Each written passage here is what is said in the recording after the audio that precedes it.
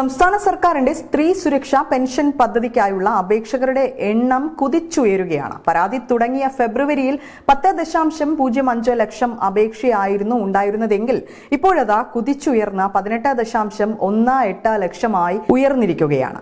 April മാസത്തെ pension വിതരണവും ഉടൻ ആരംഭിക്കും. 33 വയസ്സ് പൂർത്തിയായ സ്ത്രീകൾക്ക് എപ്പോൾ വേണമെങ്കിലും പെൻഷൻ അപേക്ഷിക്കാം. അതിനാൽ തന്നെ ഗുണഭോക്താക്കൾ ഇനിയും കൂടാനാണ് സാധ്യതയെന്നും വിലയിരുത്തപ്പെടുന്നുണ്ട്. മലപ്പുറം ജില്ലയിലാണ് അപേക്ഷകൾ കൂടുതലായി എത്തിയത്.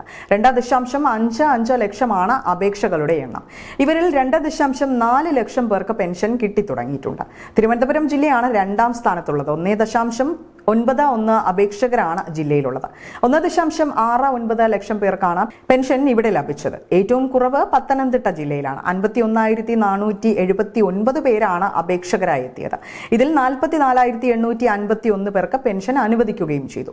ബാക്കി അപേക്ഷകൾ പരിശോധനയിലാണ്.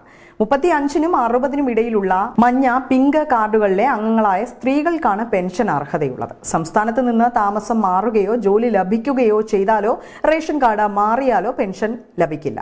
അനർഹമായി പെൻഷൻ വാങ്ങിയാൽ 18% പലിശ സഹിതം തിരിച്ച് ഈടാക്കുകയും ചെയ്യുമെന്നും അറിയിച്ചിട്ടുണ്ട്.